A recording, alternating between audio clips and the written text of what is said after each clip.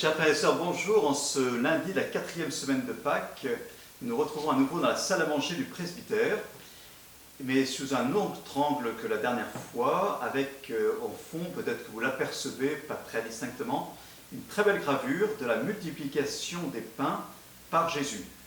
Peut-être savez-vous que saint Marc est le seul à rapporter deux multiplications des pains dans son évangile, l'une en territoire juif et l'autre en territoire païen. Luc, comme Matthieu et saint Jean, ne rapportent qu'une seule multiplication des pains.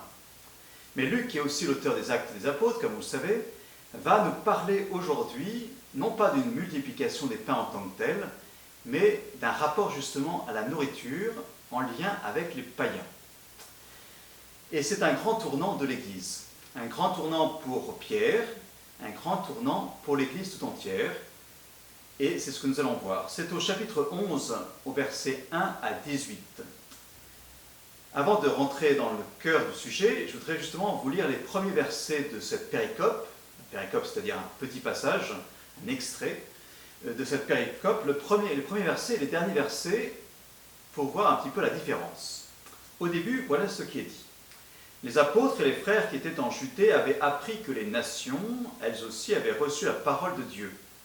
Lorsque Pierre fut de retour à Jérusalem, ceux qui étaient juifs d'origine le prirent à partie en disant « Tu es entré chez des hommes qui ne sont pas circoncis et tu as mangé avec eux. » Voilà, ici, il s'agit d'un reproche qui est fait à Pierre de manger avec des païens, ce qui effectivement est interdit par la loi juive. Et au terme de cette péricope, voilà ce qui est dit.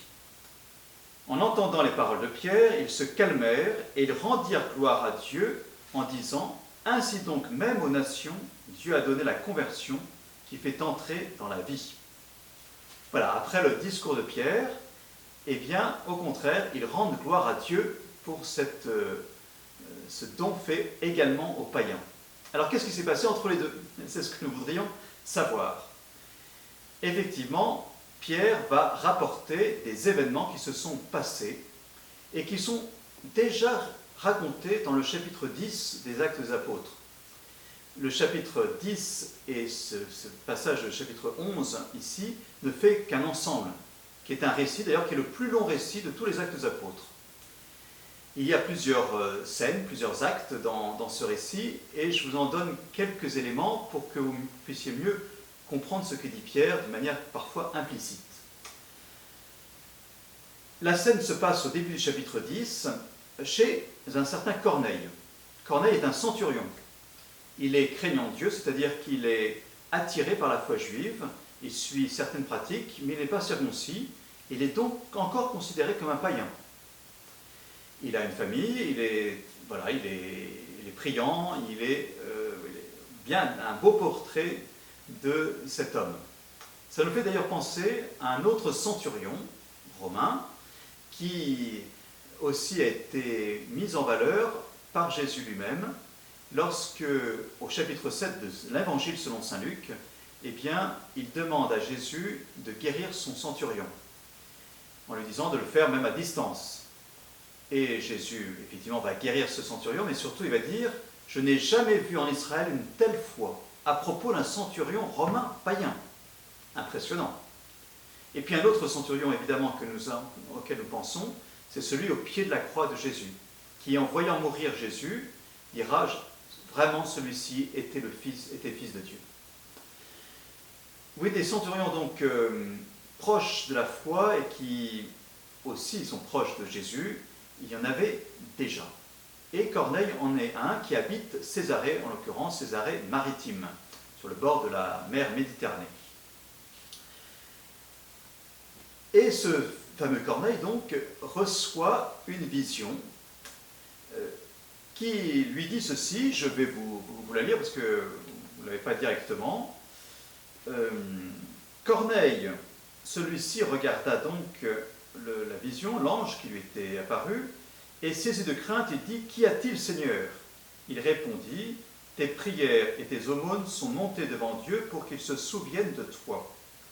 Et maintenant, envoie des hommes à Jaffa et convoque un certain Simon, surnommé Pierre. Il loge chez un autre Simon qui habite au bord de la mer et qui travaille le cuir. » Voilà, l'apparition, elle est toute simple, simplement, il habite Césarée, Simon-Pierre est à Jaffa, effectivement, dans sa tournée apostolique, et va le chercher et ramène-le ici. Un point, c'est tout. Les 3 hommes vont partir, des proches de Corneille, enfin des serviteurs et d'un garde de Corneille, et ils vont donc aller à Jaffa. Et pendant ce temps, Saint Luc, qui est vraiment un narrateur hors pair, je vous invite vraiment à regarder ce chapitre 10, eh bien, va justement met le zoom sur Jaffa et sur Pierre, qui lui-même, alors qu'il est prêt de se mettre à table, eh bien, a une vision. Alors, laissons maintenant au chapitre 11 Pierre rapporter à ses interlocuteurs de Jérusalem, eh bien, quel est l'objet de cette vision et qu'est-ce qui s'est passé. Alors Pierre reprit l'affaire depuis le commencement et leur exposa tout dans l'ordre, en disant « J'étais dans la ville de Jaffa en train de prier, et voici la vision que j'ai eue dans une extase. C'était un objet qui descendait. On aurait dit une grande toile tenue aux 4 coins, venant du ciel, elle se posa près de moi. Fixant les yeux sur elle, je l'examinai et je vis les quadrupèdes de la terre, les bêtes sauvages, les reptiles et les oiseaux du ciel. J'entendis une voix qui me disait « Debout, Pierre, offre-les en sacrifice et mange. » Je répondis « Certainement pas, Seigneur. Jamais aucun aliment impur ou interdit n'est entré dans ma bouche. » Une deuxième fois, du haut du ciel, la voix répondit « Ce que Dieu a déclaré pur, toi, ne le déclare pas interdit. » Cela se produisit par 3 fois, puis tout fut remonté au ciel. Voilà, donc Pierre a une vision un peu énigmatique, enfin c'est le moins qu'on puisse dire, de ce fameux drap, ce voile avec tous les quadrupèdes, et qui sont effectivement, dont certains en tout cas, sont interdits à la consommation. C'est le chapitre 11 des Lévitiques qui donne toute la série, je ne vous la lis pas parce que c'est bien long, de tous les animaux permis et défendus. Et Pierre, effectivement, se défend au départ de manger. Il faut une 3e fois pour qu'il commence peut-être un petit peu à comprendre. Une vision de Corneille, une vision de Pierre. Peut-être que cela vous fait penser à ce qu'on disait dans la conversion de Saul, où Saul a eu une vision, aussi une extase sur le chemin de Damas, et aussi un autre personnage, Anani, a eu également une vision qui l'a amené à accueillir et à baptiser finalement Saul. Eh bien, voilà, là aussi encore un parallèle, 2 visions pour l'un, 2 visions pour l'autre, enfin en tout cas simultanées, c'est ce que nous allons voir maintenant. Alors, voici qu'à l'instant même, devant la maison où j'étais, survinrent 3 hommes qui m'étaient envoyés de Césarée. L'Esprit me dit d'aller avec eux sans hésiter. Les 6 frères qui sont ici m'ont accompagné, et nous sommes entrés chez le centurion Corneille. Alors, une petite précision, l'Esprit donc qui va dire à Pierre de les suivre sans problème, en fait dit ceci, je vous lis donc au chapitre 10, verset 19, « Comme Pierre réfléchissait encore à sa vision, l'Esprit lui dit, « Voilà 3 hommes qui te cherchent, allons, descends et pars avec eux, sans te faire de scrupules, car c'est moi qui les ai envoyés. » Alors on voit vraiment que c'est Dieu qui a l'initiative, là aussi, dans cette vision et dans cette conversion et dans ce cheminement.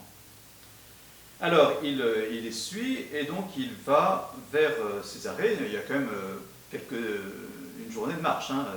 Voilà. Et pendant le temps, il a le temps de réfléchir. Donc ce fameux centurion Corneille nous raconta comment il avait vu l'ange se tenir dans sa maison et dire « Envoie quelqu'un à Jaffa pour chercher Simon, surnommé Pierre.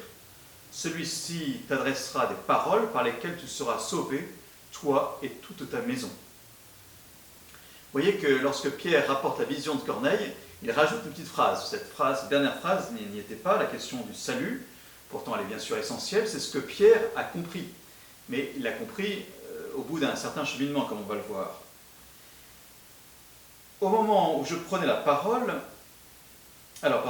juste avant, celui-ci t'adressa les paroles par lesquelles tu seras sauvé, toi et toute ta maison. Au moment où je prenais la parole, oui, c'est ça, l'Esprit Saint descendit sur ceux qui étaient là, comme il était descendu sur nous au commencement. il va y avoir une petite Pentecôte, enfin même une grande Pentecôte.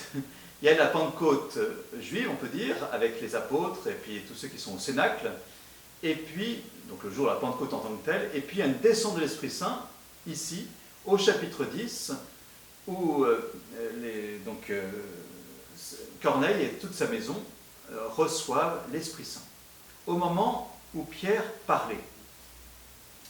On a l'impression qu'il commence à peine de parler. En fait, il a dit tout un discours que je vous invite là aussi à lire, qui est vraiment le kérigme, là aussi, où il annonce Jésus en détaillant plus peut-être son ministère apostolique, et bien sûr sa mort et sa résurrection, et comment Dieu a fait d'eux les apôtres, des témoins de tout cela, et pour proclamer la conversion des péchés au nom de Jésus. Alors l'Esprit Saint donc descend, et Saint Pierre continue. Alors, je me suis rappelé la parole que le Seigneur avait dite. Jean a baptisé avec de l'eau, mais vous, c'est dans l'Esprit Saint que vous serez baptisés. Là, on voit l'action de l'Esprit Saint. Vous savez, Jésus avait dit au chapitre 14, verset 26 de l'évangile de Saint Jean, il avait dit, eh bien, l'Esprit Saint vous rappellera tout ce que je vous ai dit. Et un peu plus loin, au chapitre 16, il dira, l'Esprit de vérité vous conduira vers la vérité tout entière. C'est ce qu'il est en train de se passer.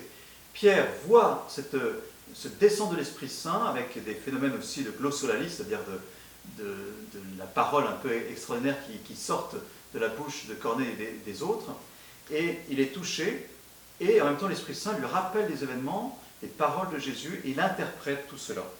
Et donc il comprend que ce n'est pas simplement les aliments qui ne sont pas impurs, mais même les païens et les hommes ne sont pas impurs, et peuvent aussi recevoir le baptême au nom de Jésus. C'est donc ce qui se passe, et donc, en conclusion, ce que nous disions tout à l'heure, en entendant ces paroles, ils se calmèrent et ils rendirent gloire à Dieu en disant, ainsi donc même aux nations, Dieu a donné la conversion qui fait entrer dans la foi. Voilà, c'est le cheminement donc de l'évangélisation qui se poursuit. Désormais, c'est les païens qui vont être aussi évangélisés, bien sûr toujours les juifs, mais les païens. Et évidemment, ça va être l'œuvre de Saul dans la deuxième partie des Actes, qui va être particulièrement l'apôtre des païens. Mais Saint Luc tenait à signifier que ce n'est pas Saul simplement qui partit de là dans sa propre initiative, mais c'est d'abord une expérience du chef des apôtres, de Pierre lui-même, qui a fait pour lui-même une expérience de l'Esprit, et combien l'Esprit touchait finalement l'humanité tout entière, et que cette mission elle était universelle. Oui, c'est bien la conversion de Pierre, comme la conversion de Saul, c'est bien une deuxième Pentecôte, et nous allons voir dans la suite des apôtres comment cet esprit va conduire les uns et les autres vers cette évangélisation universelle. Alors, à très bientôt.